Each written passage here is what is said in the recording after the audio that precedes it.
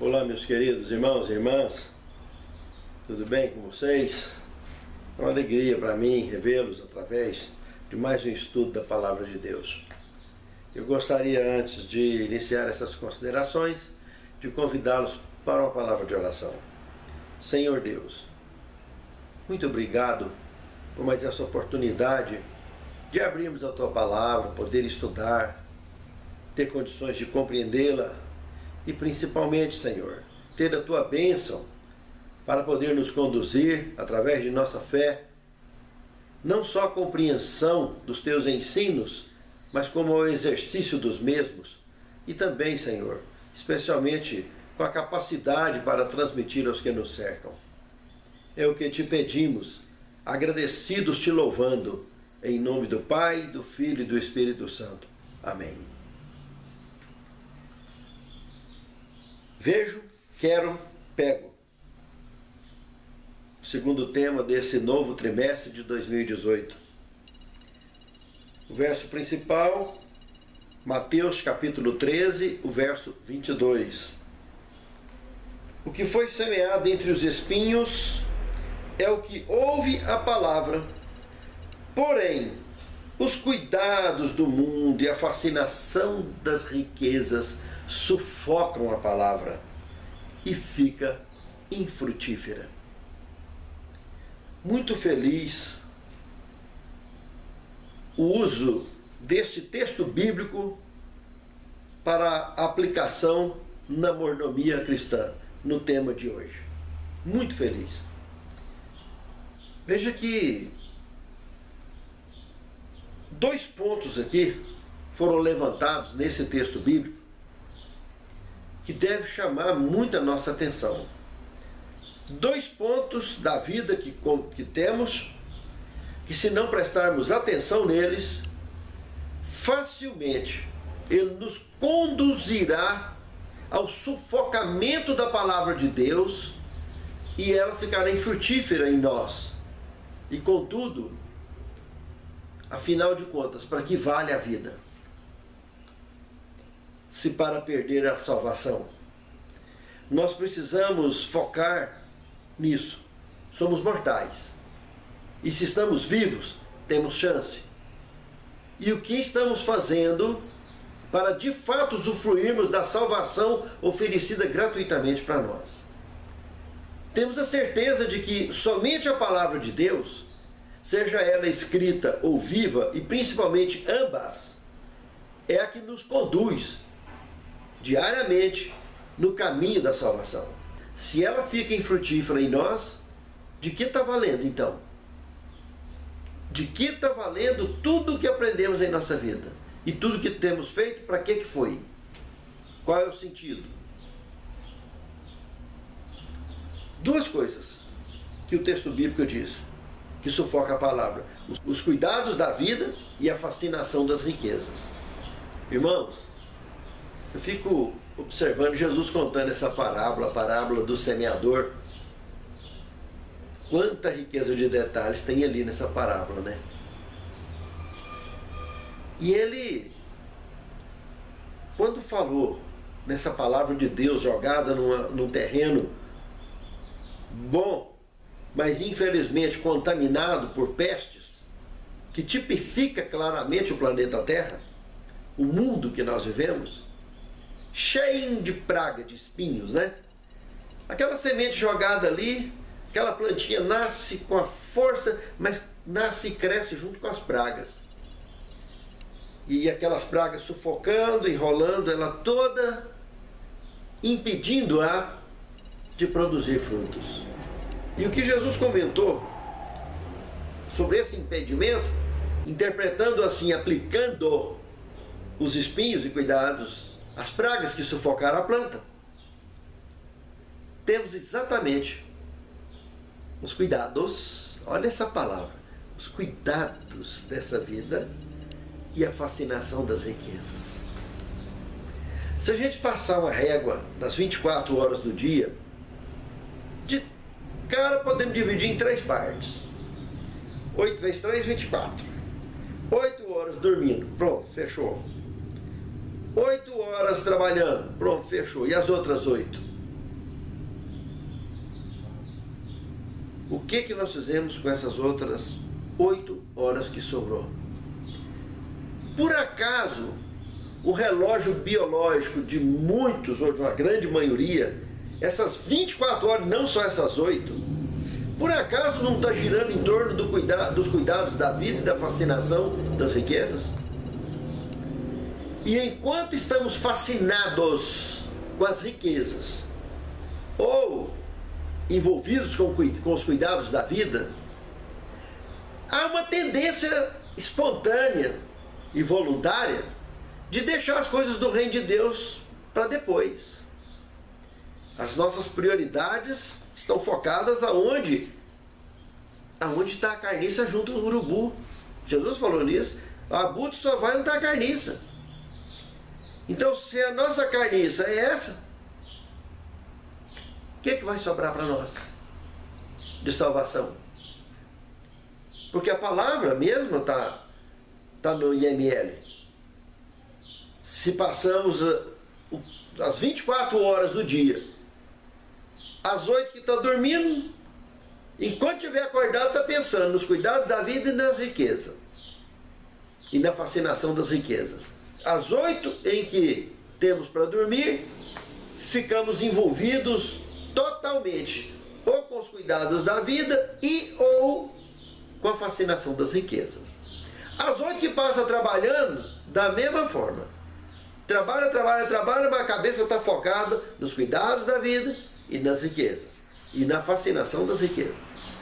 E as outras 8 que sobrou então, que deveríamos nelas encontrar uma pequena porção que fosse para dedicar às coisas de Deus, também passou envolvido com os cuidados da vida e a fascinação das riquezas. Tem algo muito especial contido nessa parábola para mim e para você. Uma advertência muito séria, porque vida e morte está aí para todo mundo igual. Não tem idade, tem missão. Se Deus vê que tem como você alcançar a sua missão, Ele vai te abençoar e de alguma maneira você vai alcançar. Mas se Deus, na sua onisciência, vê que não tem jeito, está perdendo tempo com uma pessoa a mais no planeta, como peso morto, sufocado por espinhos, que não tem vontade de sair dessa condição, é muito triste. Porque o que ele está tentando mostrar aqui, em poucas e boas, são os mesmos apontados em Apocalipse 17, 1 e 2, pessoas embriagadas com o vinho da meretriz. Porque está embriagado e não consegue sair dessa condição. Ele está dopado. Por isso ele faz isso 24 horas. Ou os mesmos citados por Pedro, 1 Pedro 5, verso 8. Bêbados. Não estão em condições de sobriedade. Ou mesmo citado por João em Apocalipse 3, 14 a 16. Eu sei as tuas obras. Eu te conheço. Você não é frio e nem é quente, antes fora frio ou quente. Mas porque é morno, estou a ponto de vomitar-vos da minha boca. Por isso que eu comentei da missão. Se ele está vendo que a sua condição é essa, é travado, zumbizado, não tem futuro, não sai do vinho babilônico, não sai do zumbitismo. O que Deus pode fazer por você? O que Deus pode fazer por alguém que está nessas condições? Se ela própria não quer nada, com nada. Deus pode tudo para aquele que crê, para aquele que quer. Não adianta só crer sem querer. E não adianta só querer sem crer. Precisamos de querer e crer. Precisamos de crer e querer. Aí Deus pode tudo. Nos tira de qualquer situação, nos livra de qualquer situação. A nossa vida é um milagre. Pense nisso, amado irmão. Pense nisso, amado irmão. Porque tanto os cuidados dessa vida, quanto as riquezas, nesse modo apresentado na parábola, sufocam a palavra e fica infrutífera em nossas vidas. E nós nos tornamos obras mortas, sem o menor foco das coisas de Deus. Afinal, Jesus disse: vós sois a luz do mundo. E luz só funciona acesa. Apagada não tem valor algum. Pense nisso, que é muito sério, irmão. É muito sério, minha irmã. O Evangelho da Prosperidade. Eu diria que o principal texto bíblico para tratar desse assunto do Evangelho da Prosperidade é Mateus 8:20. Porque ali Jesus, ele traça de uma maneira muito dinâmica essa questão. E para bom entendedor, um pinga-letra. As raposas têm os seus covis, as aves têm os seus ninhos, mas o Filho do Homem não tem nem aonde reclinar a cabeça.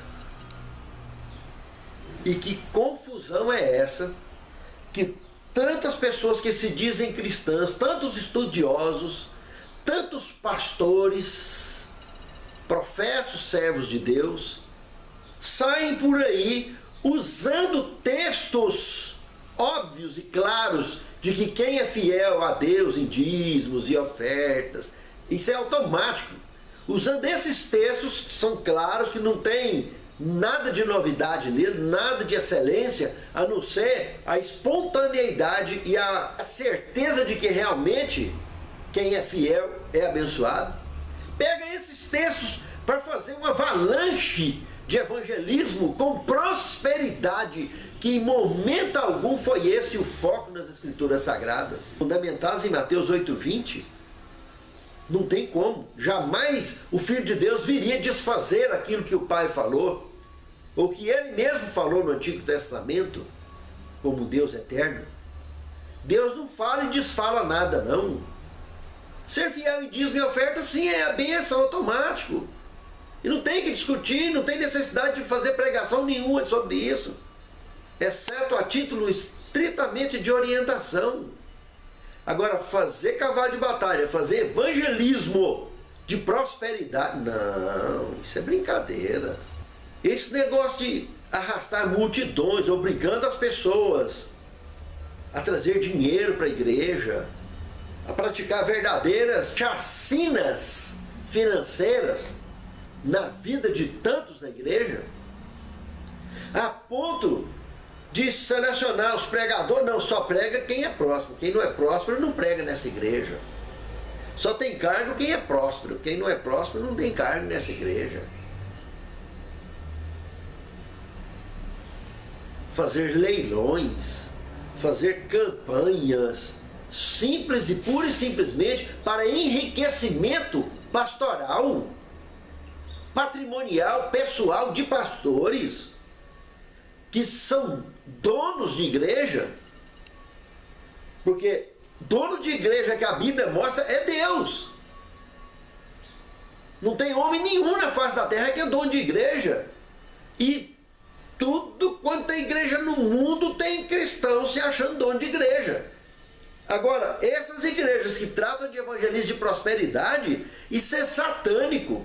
Esses homens e mulheres que empreendem essa causa estão empreendendo uma causa antibíblica, uma causa satanista, disfarçada em nome de evangélicos, arrastando multidões para um caos financeiro. As delegacias de consumidor estão assim, ó, de processo. Quantos e quantos têm corrido atrás, cônjuges lesados, que correm atrás porque o parceiro ou a parceira conjugal foi iludido, foi seduzido por essas raposas, por esses lobos vestidos de ovelhas, para tentar resgatar pelo menos parte do que o cônjuge iludido doou para a igreja e não conseguiu mais. Quantos divórcios já tem por causa disso? Irmãos, é uma loucura isso, o que Satanás tem feito no mundo, em igrejas que se dizem cristãs, que usam a palavra de Deus e o nome de Jesus para cometer uma verdadeira extorsão contra os seus membros. São processos e mais processos. Igrejas essas que chegam hoje a ter até bancos, algumas delas, de tão próximas que se tornaram. Eu já vi casos de pastores fazer barquinho de papel, como se fosse a Arca de Noé, e leiloar dentro da igreja e conseguir tirar dinheiro do povo. Não tem cabimento um negócio desse. Evangelismo de prosperidade é satânico. Se olharmos em 2 Coríntios, capítulo 8, verso de 1 a 7, nós podemos notar ali que era privilégio das pessoas servir e doar, mesmo além de suas posses, como eles faziam, percebendo a necessidade das pessoas. Mas para sustentar os necessitados dentro de uma igreja, para não ter dentro da igreja aquelas pessoas que querem só o conforto, mas as pessoas que estão precisando de ajuda, aqueles que têm mais, dá para quem tem menos.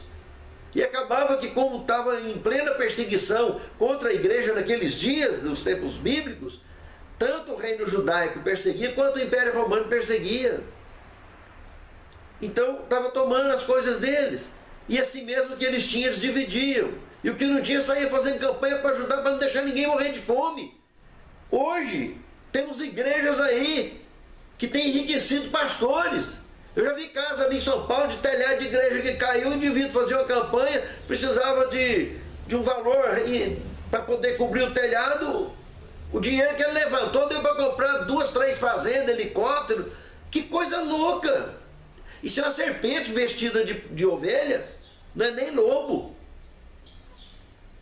Meus amados, que coisa mais doida.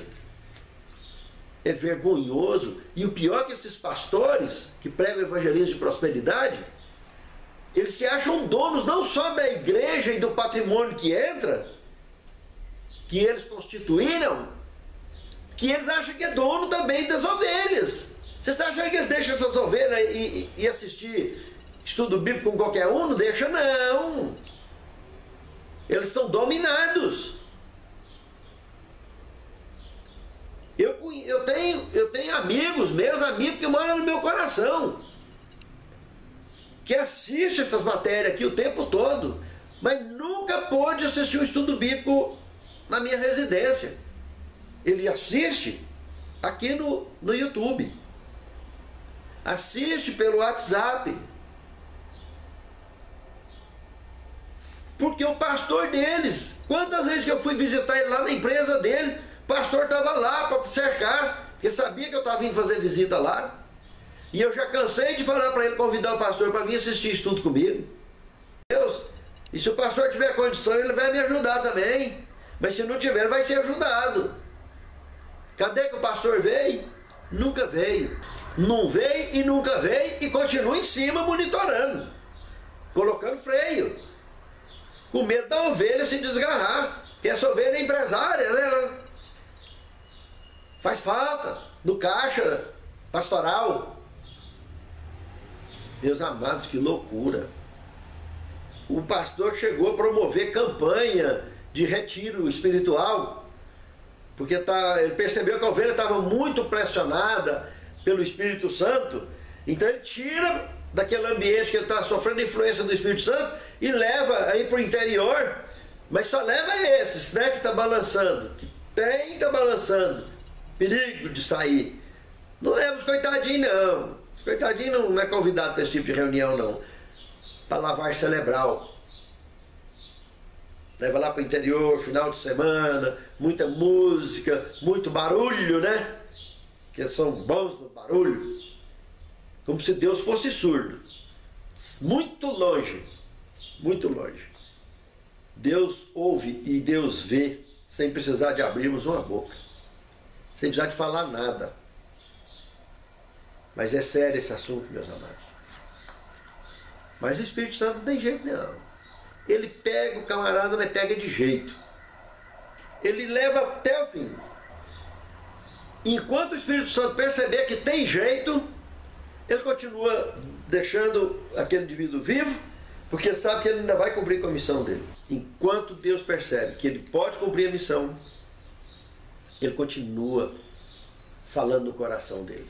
É por isso que ele continua assistindo as lições, ele continua buscando na palavra e na oração e na comunhão com o Espírito Santo o poder para sair das garras de Satanás. Porque esses pastores estão dirigidos por Satanás, são verdadeiros anticristos em achar que é dono das pessoas e das ovelhas. Isso é altamente satânico. E naquele grande dia, esses dirigentes, lobo vestido de ovelha, serpentes vestido de ovelha, se não se arrependerem daqui até lá e verdadeiramente servir a Deus em espírito e em verdade, serão desfeitos pelo resplendor da vinda de nosso Senhor. Como 2 Tessalonicenses 2,8 afirma: e então será revelado o iníquo a quem o Senhor desfará pelo assopro de sua boca e o resplendor de sua vinda. Iníquo é quem sabe o que é certo e ensina o que é errado. Conhece a palavra e usa a palavra para benefício pessoal e não para benefício comunitário, evangelístico, salvístico. Muito sério esse assunto, irmãos. Visão espiritual obscurecida. De cara que evangelismo de prosperidade é nada mais nada menos do que isso. É uma visão espiritual obscurecida. O primeiro que ele convenceu da mentira que ele está ensinando e pregando foi ele mesmo. Não tem ninguém que tire isso da cabeça dele mais. Aí ele vai viver assim, vai ensinar assim, e os seus filhos vão vir desse jeito, e semelhantemente a uma monarquia, a hora que ele estiver aposentando, o filho já está pronto para assumir seu lugar e continuar na família aquele patrimônio, dando sequência ao patrimônio do evangelismo, da prosperidade. Prosperidade só se for de pecado e de satanismo. Desde quando o Senhor cedeu o ouro e a prata que é dele para mortais, que vai para debaixo do chão, a formiga entra do nariz, sai no ouvido igual de todo mundo. Desde quando Deus deixou de ser dono do ouro e da prata? Aí eles alegando que é de Deus o ouro e a prata, que eu que sou entregador, né? Entrega para ele e ele vai comprar fazenda, vai comprar carro. Irmãos, já desde a década de 80, final da década, que eu morei em Brasília uma temporada, início da década de 90, naquele tempo eu vi lá uma dessas igrejas de evangelismo de prosperidade, que o pastor, eu que fui na casa, porque eu trabalhava numa transportadora nessa época, e fui para fazer uma entrega de uma encomenda lá. O indivíduo tinha lá cerca de 10 a 12 carros, só carro executivo de luxo, na garagem dele lá. Uma mansão. Qual é o sentido disso? Eu pergunto. O cara viver num paraíso de dinheiro. E as pessoas carregar saco de dinheiro nas costas, no estádio de futebol, igual saiu na mídia nessa mesma época. O que acha disso? Que coisa mais ridícula. As pessoas tirar da boca para sustentar esses malandros. Do ponto de vista bíblico, da ótica bíblica, são verdadeiras serpentes, lobo vestido de ovelha. Quantas pessoas que foram à miséria para poder sustentar esse tipo de pecador, esse tipo de extorquista, esse tipo de criminoso. Da ótica bíblica e da ótica civil e criminal também. Mas se olharmos 2 Coríntios capítulo 4, verso 18, não atentando nós para as coisas que se veem, mas para as coisas que se não veem. Porque as que se veem são temporais e as que se não veem são eternas. Dá para ver claro que a visão dos cristãos se torna míope, né? Quando o seu foco está nos cuidados deste mundo e no caminho do céu. Aí tudo que essa serpente fala, eles acreditam. Porque estão cegos. Não é só míope, está cego. aí se tornam zumbis, dominados por zumbis superiores, que se cegaram ante a palavra de Deus e são usados por Satanás para cometer esses delitos. Tanto esses líderes religiosos estão zumbizados e travados, quanto as ovelhas. E aí é um caos de efeito dominó, aterrorizante. É um tsunami a vida dessas pessoas, principalmente a vida financeira. Elas perdem de vista o propósito de procurar em primeiro lugar as coisas de Deus e ter certeza e a fé que o resto será acrescentado, o suficiente para sobrevivermos, segundo a onisciência de Deus, do que realmente é bom para mim e para você. É por isso que as nossas orações têm 3 respostas: sim, não, espera um pouco. Se for sim, de imediato nós sentiremos. Se for não, pode orar a vida inteira por aquilo que não vai vir. E se for espera um pouco, pode continuar perseverando que vai chegar. Deus sabe o que realmente é bom para nós. Tem pessoas que, se colocar dinheiro na mão, a primeira coisa que faz é sair da igreja. A primeira coisa que faz é abandonar a fé. Imagine o que ele não vai fazer depois. Tem gente que, vivendo como lutador, ele vai conduzir a sua decisão de não abrir mão da salvação e auxiliar outros de maneira persistente o tempo todo. Só porque Deus é com ele em todas as batalhas. E é assim que ele terá que viver, como um lutador. E já outros, jamais terá a bênção de ter riquezas na mão, porque é colocar na mão e se perder. E outros que terão essas riquezas nas mãos, porque eles têm consciência que não é dele, é de Deus. Eles têm a plena e absoluta consciência da mordomia cristã. E vai administrar com dignidade bíblica, para o propósito focado nas Escrituras Sagradas, o avanço da causa e o sustento da causa, que envolve os necessitados. Envolve o cuidado com os necessitados, tanto do ponto de vista da saúde, com clínicas, hospitais, creches, asilos, recuperação de toxicômanos e alcoólatras, etc, e etc, e etc. Do ponto de vista social, que é onde nós vivemos, é onde nós podemos, a nossa forma, enquanto não tivermos o dom de multiplicar o pão em forma de milagre, mas podemos multiplicar da forma de administração da mordomia cristã. Pense nisso, amado irmão. Pense nisso, amado irmão. Não perca o foco da verdade na palavra de Deus, antes que seja tarde demais. Quarto tema, passos da cobiça. Eu indicaria o Escatologia 4, aula 4 e 5, que você procurasse no meu canal, no YouTube, e assistisse, que são as 2 aulas que tratam da entrada do pecado neste mundo. Entra lá no YouTube e procure Escatologia 4, a aula 4 e a aula 5, do Escatologia versão 4. Vocês verão detalhes e detalhes desse momento na história deste velho mundo e da nossa origem, né? Da nossa história.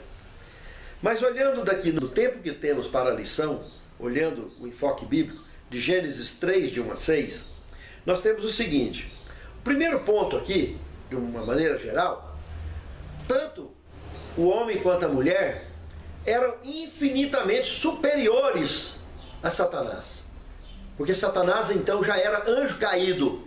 E desde quando um anjo caído, por mais forte que ele seja, desde quando ele teria condições de concorrer ou competir com um anjo de luz, ou com um ser de luz, que era o caso dos nossos primeiros pais. Era um casal de luz, raça pura, que vivia na eternidade. Qualquer um dos dois individualmente tinha condição de resolver a questão ali imediatamente e com superioridade, com muita expressão. Esse é o primeiro ponto que nós temos que observar. O segundo ponto que nós vamos observar aqui, que houve uma invasão na árvore proibida, que o casal, tanto um quanto o outro, o que tivesse mais próximo do socorro, teria que simplesmente ir lá e resolver a questão. Ponto. E aqui foi a primeira concessão. E aí vem toda uma psicologia por trás dessa concessão. Porque aqui não cabia diálogo. Era simplesmente, foi a mulher que estava mais perto, era chegar e resolver o assunto, não tem conversa. E ela chegou e parou. Fez uma concessão. Ela dialogou. Terceiro ponto. Deu conversa para o pecado. Caminho sem volta. Se ela tivesse chegado e exterminado com a serpente, expulsado a serpente, que ela tinha condições para isso, tinha encerrado o assunto ali, que é o que tinha que ter sido feito. Mas quando chegou e dialogou, quando chegou e parou, não cumpriu com a missão, foi a falha fatal, que deu espaço para a inevitável queda. Não vale a pena dar conversa para o pecado. Se der conversa, é caminho sem volta. E o homem não foi diferente. Quando viu a mulher na mesma situação, já com o fruto na mão, deu conversa para o pecado também. A ordem era imediata. Mas qual é a psicologia que corre por trás dos bastidores, então? Dessa parada, dessas duas concessões? O casal seguramente já vinha alimentando nas suas fantasias essa possibilidade, essa luta entre o bem e o mal, o grande conflito que passou por todos os seres até então, quando aconteceu a primeira queda do universo. Ela é real, desde que foi acionada um dia no céu. E não era diferente, o casal aqui passava por essa luta. E durante a fantasia, eles cederam espaço, só não tinham noção de quando e como seria a primeira luta real. Mas como falharam, não cumpriram com a missão, sabendo o que tinha que ser feito e não fez, deu conversa para o pecado, os dois caíram. E mais ainda, mais uma vez, porque não foi a primeira vez, outros seres já tinham caído no universo, mais uma vez se fortalecia Satanás com a estratégia infalível de seduzir os servos de Deus com a oportunidade de dar ouvido para o pecado, de dialogar com o pecado. O diabo sabe que é uma estratégia infalível. Se ele levar um servo de Deus, uma serva de Deus, a dar ouvido para o pecado, ele sabe que é fatal. Ele dominará. Ele vencerá. Ganância. Fazendo as coisas do seu jeito. Quinto tema. Aqui é exatamente o X da questão. Os nossos primeiros pais foram dominados por este sentimento. O que será que tem naquele fruto pessoal, particular de Deus, que só Ele pode consumir e nós não? Naquela árvore que Ele diz que vocês podem consumir de tudo, mas esse aí é meu. Esse aí vocês não podem tocar. Gente, pensa, o planeta que Deus separou para Ele. E deixou um especial só para nós também, que era a árvore da vida. Que até no Apocalipse mostra que é para a saúde das nações, que protege a vida. Mas as criaturas decadentes, que é aquilo que não lhes pertence. Seres puros, sendo seduzidos por uma inteligência maligna, a cobiçar o que é de Deus. Desde quando uma criatura quer consumir coisa de Criador? Criador consumir algo de criaturas, como os anjos que visitaram Abraão, normal, tranquilo. Sabemos que um daqueles era o Filho de Deus. Agora, criaturas querer consumir coisas de Criador, criaturas humanas, querer mortais, que só tem vida conectados com Deus. Sem conectar com Deus não tem vida. Como pode querer consumir algo de uma estrutura divina? E foi isso que os nossos pais consumiram. Foram consumidos por essa ganância. E por isso caíram. E a estratégia continua sendo executada em cima dos profetas, servos de Deus, por toda a face da terra. Por isso precisamos vigiar e orar, justamente para não cair. O casal, os nossos primeiros pais, eles se superestimaram, se autoestimaram e subestimaram Satanás. Veja que já não sou eu mais quem vivo, mas Cristo vive em mim. Essa é a única forma de vencermos qualquer tentação, de vencermos qualquer pensamento. Como disse Martinho Lutero, ninguém pode impedir do passarinho passar por cima da cabeça, mas dele fazer ninho na cabeça deve impedir.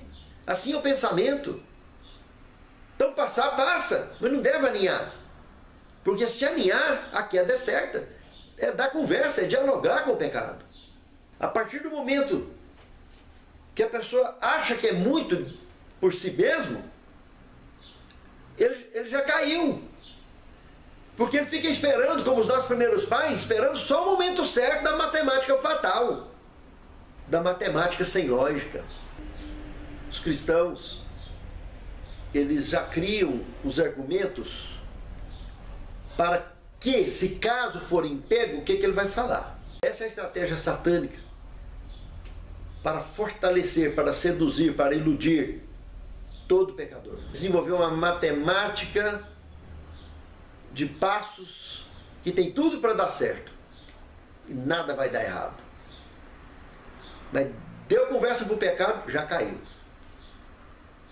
Do contrário, não deixa o passarinho fazer ninho, não. Se ele fizer ninho na cabeça, pode ter certeza, vai cair. Não aguenta o tranco. E conosco não é diferente dos nossos primeiros pais.